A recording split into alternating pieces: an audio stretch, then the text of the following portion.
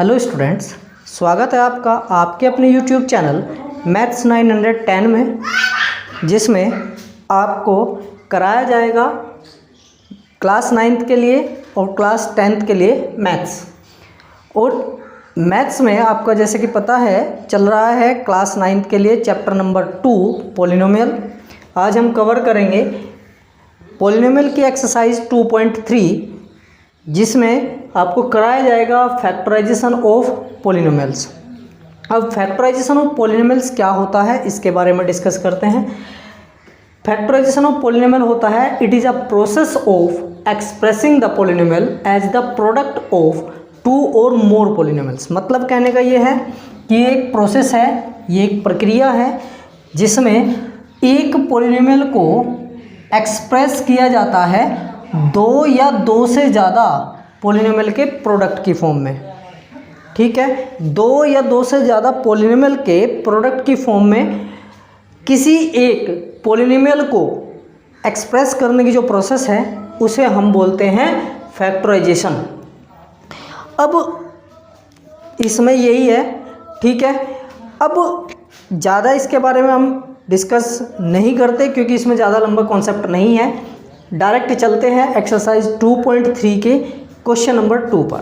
Question number 1 इसलिए नहीं लिया गया है क्योंकि क्वेश्चन नंबर 2 और क्वेश्चन नंबर 1 लगभग यानी अप्रोक्सीमेटली सेम है। तो हम क्वेश्चन नंबर 2 से स्टार्ट करते हैं। तो क्वेश्चन नंबर 2 में आपको दिया गया है, जैसे कि आप देख रहे हैं, पहला क्वेश्चन नंबर 2 है यूज़ द फैक्टर थ्योरम। आपको एक फैक्टर थ्योरम का यूज़ करना है to determine whether gx is a factor of px। मतलब ये क्या कहना चाह रहा है कि आपको एक फैक्टर थ्योरम का यूज़ करना है जिसमें क्या दिया गया है कि जो px है ये चेक करना है कि इसका एक फैक्टर gx है या नहीं।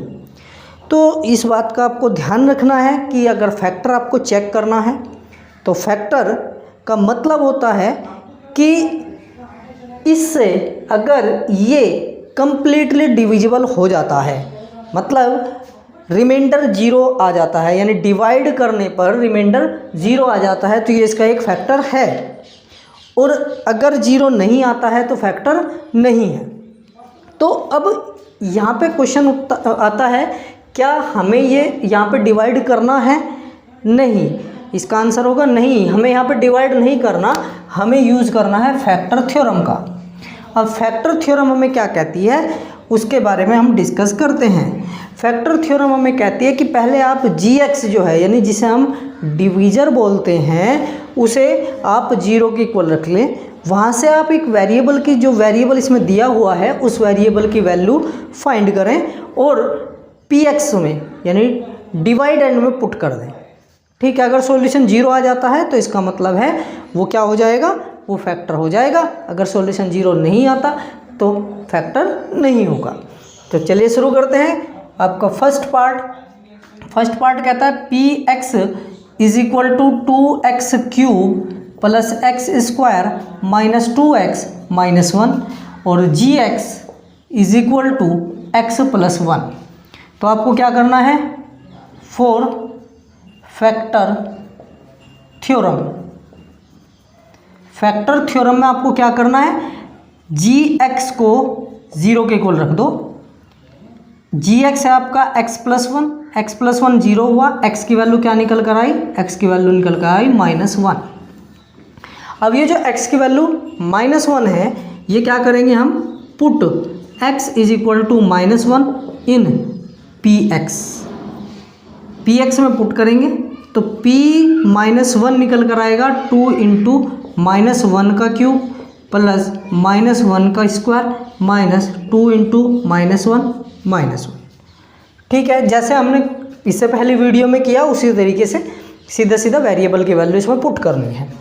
तो जैसे यहाँ हो जाएगा आपका 2, ये -1 का क्यूब है तो -1 हो जाएगा, -1 की 2 में मल्टीप्लाई -2 प्लस ये देखिए -1 का स्क्वायर है तो 1 हो जाएगा, ये माइनस माइनस प्लस हो जाएगा और ये -1 -2 +1 +2 -1।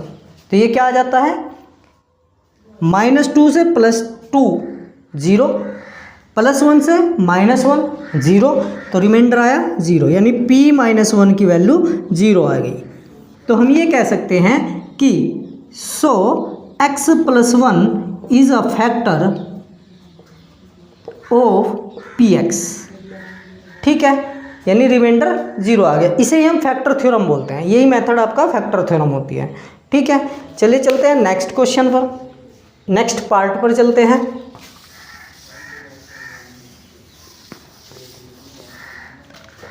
तो नेक्स्ट पार्ट क्या कहता है भाई, देखिए आप इसका सेकंड पार्ट आप खुद से कर लें, थर्ड पार्ट मैं करा देता हूँ। थर्ड पार्ट आपको कहता है px = x³ - 4x² + x + 6, और gx की जो वैल्यू है वो है x - 3। तो आप क्या करेंगे, वही फैक्टर थ्योरम क्या कहता है, gx = 0, तो x - 3 = 0, तो x की वैल्यू आई 3, x की वैल्यू 3 हो गई। अब ये क्या कर दो, पुट x = 3 इन px। भाई यहाँ पे x - 3 = 0 है, तो -3 इधर जाएगा तो +3 हो जाएगा। तो पुट करेंगे p इन 3 की पावर 3 -4 × 3 की पावर 2 +3 + 6। अब आपने क्या किया, 3 3 जा 9, 3 जा 27, -3 3 जा 9, 9 4 जा 36, +3 + 6।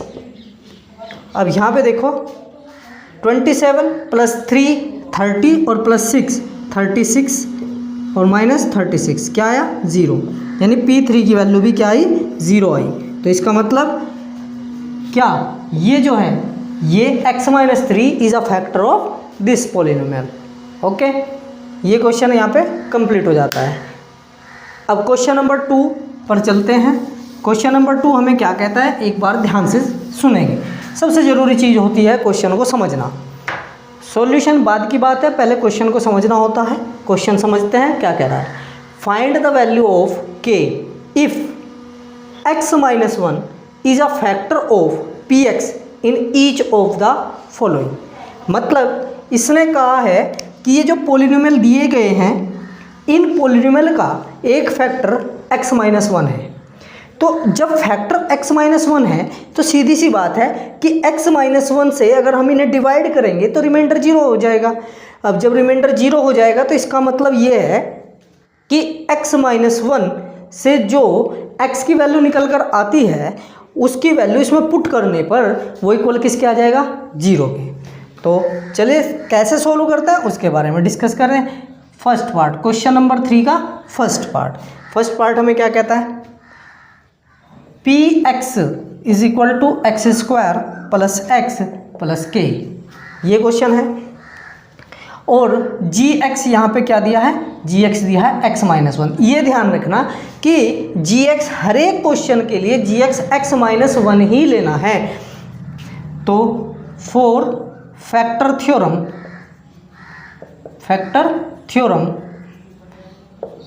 x - 1 = 0। फैक्टर थ्योरम के लिए x - 1 0 हो जाएगा, जैसे हमने पहले क्वेश्चन में किया था। तो x की वैल्यू क्या हो गई 1। अब आपको ये ध्यान रखना है कि जब हम x की वैल्यू इसमें पॉलिनोमियल में पुट करेंगे, x की वैल्यू जो 1 है वो पॉलिनोमियल में अगर हम पुट करेंगे तो सॉल्यूशन क्या आना चाहिए, 0 होगा ही होगा, क्योंकि इसने खुद से कह दिया कि x - 1 is a factor of px। जब ये फैक्टर है तो सॉल्यूशन क्या आएगा, सॉल्यूशन 0 आएगा। तो हम क्या करेंगे, पुट x = 1 इन px में पुट करेंगे तो आ जाएगा p1 = 0। अब p1 हमने पहले ही 0 लिया, क्यों लिया, क्योंकि भाई इसने पहले ही बोला है x - 1 is a factor of px। ठीक, अब p1 की वैल्यू 1 का स्क्वायर, देखो यहाँ पे 1 रखेंगे, यहाँ पे 1 रखेंगे +1, यहाँ k है तो आपको k एज इट इज रखना है = 0।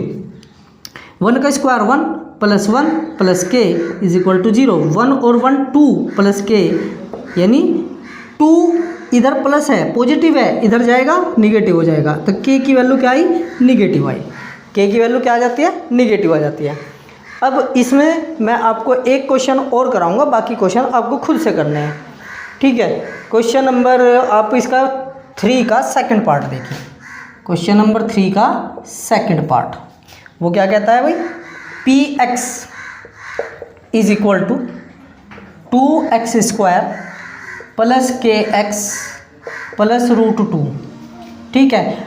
जी एक्स इसमें भी वही है, जी एक्स है आपका x-1, वही 4 फैक्टर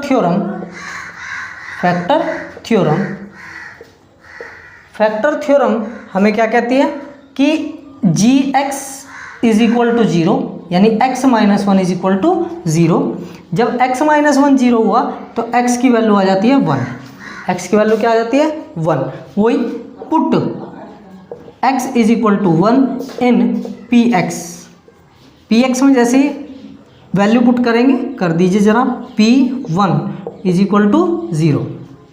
अब P1 0 है तो 2 इंटू 1 का square plus K into 1 plus √2 is equal to 0। Solve कर दो, ये हो जाएगा 1 का स्क्वायर 1 2 जा 2 प्लस ये हो जाएगा आपका K as it is plus √2 is equal to 0। अब k इज इक्वल टू 2 इधर गया -2, √2 इधर गया -√2, ठीक है। यही आपके k की वैल्यू आ जाती है। तो क्वेश्चन नंबर 3 का मेथड ये है सोल्व करने का। अब चलिए नेक्स्ट क्वेश्चन पर चलते हैं, क्वेश्चन नंबर 4। क्वेश्चन नंबर 4 हमें क्या कहता है, क्वेश्चन नंबर 4 हमें कहता है फैक्टराइज। क्वेश्चन नंबर 4 आपको करना है फैक्टराइज। फैक्टराइज किसे करना है, फर्स्ट पार्ट की बात करते हैं। 12x² - 7x + 1। भाई इसे हम कैसे सोल्व करेंगे, कैसे इसका फैक्टर करेंगे। इसका फैक्टर करने के लिए आपको यूज़ करना होगा स्प्लिटिंग मिडिल टर्म। क्या यूज़ करेंगे, स्प्लिटिंग मिडिल टर्म। जो स्प्लिटिंग मिडिल टर्म है उसका क्या तरीका है, ये जो बीच वाली टर्म है इसे तोड़ना है, ठीक है। बीच वाली टर्म को हमें तोड़ना है। वो कैसे तोड़ेंगे, उसका बहुत आसान सा तरीका मैं आपको सिखाऊंगा, बस आप बड़े ध्यान से इसे सीखेंगे। बहुत आसान सा तरीका है। सबसे पहले आपका क्या काम है, सबसे पहले आपको करना है ये जो x² का कोफिशिएंट है और जो ये कांस्टेंट टर्म है, इन दोनों की आपस में मल्टीप्लाई, ठीक है। ये आ गया 12, ठीक। अब 12 के फैक्टर देख लो क्या क्या है। 12 के फैक्टर है एक तो 6 और 2, एक फैक्टर है 4 3, एक फैक्टर है आपका 12 और 1। ये 3 फैक्टर 12 के आते हैं। अब इनमें से आपको यहाँ देखना है ये है प्लस, तो इन फैक्टर में से जिनका सम 7 होता हो, जिनका सम, क्योंकि यहाँ प्लस है, अगर यहाँ माइनस हो जाता तो डिफरेंस देखते, यहाँ पे है प्लस, तो प्लस है तो जिनका सम 7 हो, क्योंकि यहाँ पे है 7, ठीक। जिनका सम 7 है वो लेना है। अब ये हो गया 6 और 2, यानी 6 और 2 का सम आता है 8, तो ये आपको नहीं लेना। 12 और 1 का सम आता है 13, तो ये भी आपको नहीं लेना। 4 और 3 का सम आता है 7, तो ये आपको लेना है। तो आपको कैसे लेना है, 12x² - 4 + 3 × x + 1, ठीक है। इसे सोल्व करेंगे। 12x² - 4x - 3x + 1, ये कैसा आया, इस माइनस के अंदर मल्टीप्लाई, जैसे ही माइनस के अंदर मल्टीप्लाई 4x हुआ, इस प्लस के साथ की माइनस हुआ, +1 एज इट इज रहा। अब एक टर्म ये बन गई, एक ये, मतलब आपको क्या करना है, ग्रुप बनाना। एक ग्रुप ये बना, एक ग्रुप ये बना। इस ग्रुप में से जो कॉमन आता है वो कॉमन ले लो। इस ग्रुप में से क्या कॉमन आता है, देखो 4 और x, क्योंकि 4 से ये भी डिवाइड हो जाएगा और x इसमें भी है इसमें भी है, तो 4x कॉमन आया, तो 4 3 जा 12x। अब 4 1 जा 4, यानी ये आपका 4x as it is common आ गया, तो यहाँ पे क्या बचा, वहाँ यहाँ पे 1 बचा, ठीक। -3x, इसमें से कुछ भी कॉमन नहीं आता। जब कुछ कॉमन न आए तो वहाँ पे कॉमन होता है 1, क्योंकि 1 सबका एक फैक्टर होता है, -1। देखिए जब हमने माइनस कॉमन लिया तो माइनस कॉमन लेने पे 3x as it is plus का हो गया माइनस, तो क्या हो गया भाई। अब देखो ये टर्म और ये टर्म सेम आनी चाहिए। अगर आपके ये टर्म और ये टर्म सेम आती है तो इसका मतलब आप सही हैं। अगर ये दोनों टर्म सेम नहीं आती है तो आप गलत हैं। तो अब ये सेम टर्म जो है इसे आप कॉमन ले लो। क्या बचा, 3x - 1 बाहर, 4x - 1, ये आपका आंसर है। यानी कि इसे ही आप क्या करेंगे, फैक्टर बोलेंगे, ठीक है। ये आपका स्प्लिटिंग मिडिल टर्म। ऐसे ही हम एक क्वेश्चन से और समझते हैं। एक क्वेश्चन और देखिए ज़रा, हम क्वेश्चन लेते हैं ये 3x² - x - 4। ये एक आपके पॉलिनोमियल है। इस पॉलिनोमियल का फैक्टर करना है। इस पॉलिनोमियल का फैक्टर कैसे करेंगे, सबसे पहले आप इन दोनों की मल्टीप्लाई करो। 3 × 4 कितना आया, 12। 3 × 4 12 आ जाता है। अब यही बात कि 12 के फैक्टर करने हैं। 12 के कौन कौन से फैक्टर होंगे, वही 6 × 2, 4 × 3, 12 × 1। अच्छा एक बात देखो, यहाँ पे क्या है माइनस, तो हमें देखना है डिफरेंस। यहाँ पे क्या है 1, यानी ऐसे फैक्टर आपको लेने हैं इन तीनों में से जिनका डिफरेंस 1 हो। तो इन दोनों का डिफरेंस 4, इन दोनों का डिफरेंस 1, इन दोनों का डिफरेंस 11। तो ये नहीं लेना, ये नहीं लेना, 1 वाला लेना है। तो यही आपका क्वेश्चन में लेना है आंसर। 3x² -4 - 3 × x - 4। अब ये हो गया 3x² -4x -+3x और -4। इन दोनों में से क्या कॉमन, इन दोनों में से केवल और केवल x कॉमन आता है, तो ये 3x बच गया। इसमें 4 प्लस इन दोनों में से कुछ कॉमन नहीं आता तो 1 कॉमन, 3x - 4। अब आप यहाँ पे भी देखो ये टर्म और ये टर्म सेम आ जाती है। जब ये सेम आ जाती है इसे आप कॉमन ले लेंगे, यही आपका आंसर है, ठीक है। एक क्वेश्चन और देखते हैं और अच्छे से समझ आ जाएगा। बस वीडियो में आप बने रहें, आपको अच्छे से ये फैक्टराइजेशन समझ आ जाएगा, ठीक है।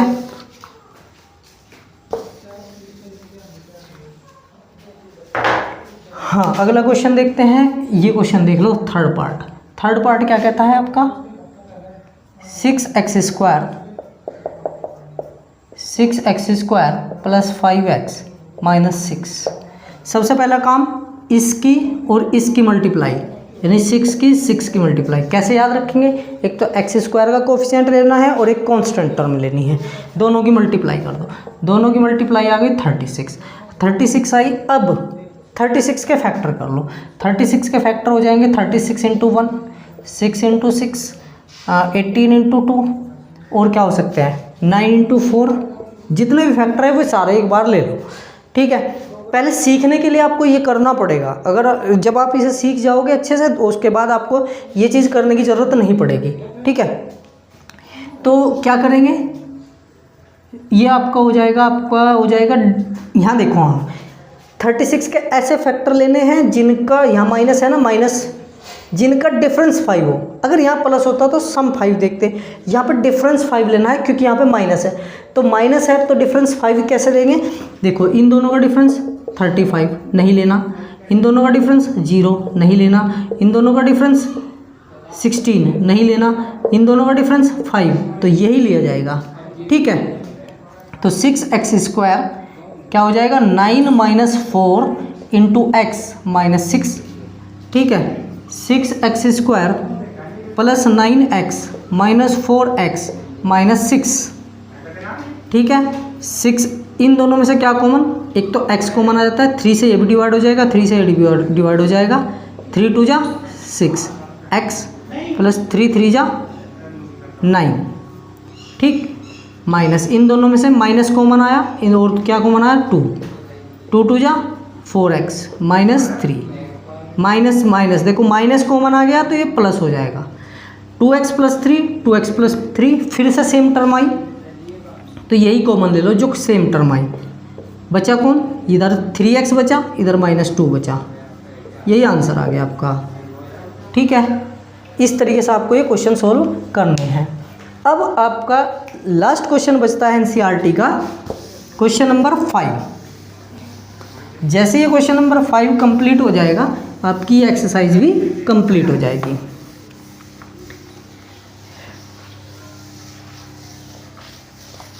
अब क्वेश्चन नंबर 5 जो है वो थोड़ा सा बड़ा क्वेश्चन है, इसलिए मैंने सब कुछ रफ कर दिया। सबसे पहले देखिए क्या कह रहा है, इसकी फैक्टराइजेशन करनी है। तो फैक्टराइजेशन करने के लिए क्वेश्चन नंबर 5 का फर्स्ट पार्ट क्या कहता है आपको, फैक्टराइज x³ - 2x² - x + 2। ठीक है, अब जो इसमें कांस्टेंट टर्म है, देखो यहाँ पे अब तक हमने जो फैक्टराइजेशन किया है ना, वो फैक्टराइजेशन किसका था, क्वाड्रेटिक पॉलिनोमियल का था। क्वाड्रेटिक पॉलिनोमियल में क्या था, सिर्फ 3 टर्म थी, तो मिडिल टर्म की स्प्लिटिंग कर दी, यानी मिडिल टर्म को हमने तोड़ दिया। लेकिन यहाँ पे क्या हुआ, क्यूबिक पॉलिनोमियल में है 4 टर्म, 1 2 3 4, तो इसमें मिडिल टर्म को कैसे स्प्लिट करेंगे, तो इसे भी बहुत आसान से मेथड से आप सोल्व करेंगे। सबसे पहले आपको क्या करना है, ये जो कांस्टेंट टर्म है, सबसे पहले आपको लेना है कांस्टेंट टर्म। इस कांस्टेंट टर्म के फैक्टर लेंगे, इस कांस्टेंट टर्म को देखेंगे किस किस से ये कंप्लीटली डिवाइड, मतलब क्या क्या इसके फैक्टर हो जाएंगे। तो एक तो ये +-1, यानी एक तो 1 से डिवाइड हो जाएगा, दूसरा ये किससे डिवाइड हो जाएगा, +-2, और किसी टर्म से डिवाइड नहीं होगा। एक तो +-1, एक +-2। अब सबसे पहले क्या करेंगे, पुट x = -1 इन पोलिनोमियल, या px कह दूँ मैं। ठीक है, पोलिनोमियल में इसे पुट कर दीजिए। तो जैसे हम पुट करेंगे तो p-1, यहाँ पे से px ले लें, ज़्यादा इजी रहेगा समझने के लिए। p-1 = -1 का क्यूब -2 × -1 का स्क्वायर -1 + 2। ठीक है, ये हो गया -1, ये हो गया देखो +1 × 2 यानी 2 हो जाएगा, -2, ये हो जाएगा आपका +1, ये हो जाएगा +2। अब ये -2 + 2 0, -1 + 1 0, तो p-1 की वैल्यू 0 आ गई। अब आपने यहाँ क्या नोटिस किया, अब आपने यहाँ पे नोटिस किया कि भाई जब हमने x की वैल्यू -1 पुट की, तो रिमाइंडर 0 आ जाता है। रिमाइंडर 0 आ जाता है, इसका मतलब है कि x -1 को अगर इधर लेके जाएं तो +1 is a factor of px, यानी x + 1 px का एक फैक्टर हुआ। जब ये फैक्टर हुआ तो सीधी सी बात है, इससे कंप्लीटली डिवाइड हो जाएगा। अब कंप्लीटली डिवाइड हो जाएगा तो हम इसे डिवाइड करेंगे, x + 1 से x³ - 2x² - x + 2 को डिवाइड करेंगे। डिवाइड करने के लिए आपको क्या करना है, डिवाइड करने का तरीका बता देता हूँ। देखो x में हम किससे मल्टीप्लाई करें कि x³ हो जाए, x में किससे मल्टीप्लाई करें कि x³ हो जाए, x में x² से मल्टीप्लाई करने पर x³ हो जाएगा। ठीक है, अब इस x² की मल्टीप्लाई +1 में करो तो x² × 1 क्या हो जाएगा, +x²। अब आपको पता है सब्ट्रैक्शन में सब्ट्रैक्ट करते हैं, सॉरी डिवाइडेशन में सब्ट्रैक्ट करते हैं, तो सब्ट्रैक्ट करने पे ये साइन चेंज हो जाएंगे। अब हमें ये साइन नहीं देखना है, हमें ये वाला साइन देखना है। तो ये पॉजिटिव ये निगेटिव कैंसिल, ये निगेटिव ये भी निगेटिव, तो ये हो जाएगा -3x² - x + 2। ठीक है, बाकी सब कुछ आपने नीचे उतारा। ठीक, अब इस x में ध्यान से सुनेंगे, इस x में किससे मल्टीप्लाई करें कि -3x² हो जाए, इस x में किससे मल्टीप्लाई करें कि -3x² हो जाए, तो इस x में -3x से मल्टीप्लाई करने पर -3x² हो जाएगा। और अब इस -3x की इसमें मल्टीप्लाई करेंगे +1 में तो -3x आ जाएगा। फिर वही सब्ट्रैक्शन, ये है प्लस माइनस तो हो जाएगा प्लस, ये है माइनस तो हो जाएगा प्लस, यानी साइन चेंज हो जाता है सब्ट्रैक्शन में। ये हो गया कैंसिल, बचा कौन, +3 और -x, तो +2x और +2।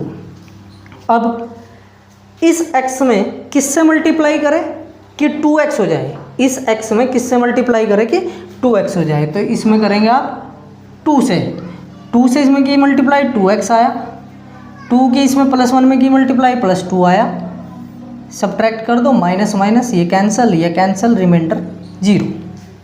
ये कंप्लीट डिवाइड हुआ।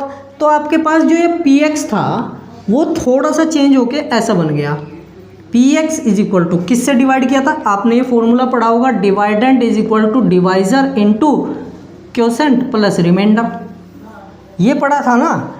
तो यहाँ पे डिवाइडेंड कौन है, px है, डिवाइजर कौन है, x+1 है,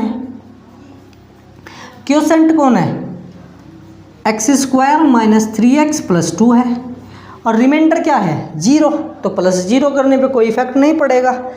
तो px is equal to this term आ गई, यानी ये वाली टर्म, ये जो px था अब इसमें हमने कन्वर्ट कर दिया, यानी 2 फैक्टर इसके कर दिए हमने। अब इसके भी फैक्टर हो जाएंगे, क्योंकि अब क्या हुआ अब ये एक क्वाड्रेटिक पॉलिनोमियल बन गया। क्वाड्रेटिक पॉलिनोमियल का तरीका मैंने इससे पहले क्वेश्चन में कराया था, क्या था, इस 2 की मल्टीप्लाई आप 1 में करेंगे, सबसे पहले 2 की मल्टीप्लाई 1 में करेंगे तो 2 आएगा, 2 के फैक्टर, ऐसे फैक्टर जिनका सम 3 हो। तो 2 के तो यही फैक्टर होंगे, 2 और 1 आया, तो x+1 इसे क्या लिखेंगे, x² -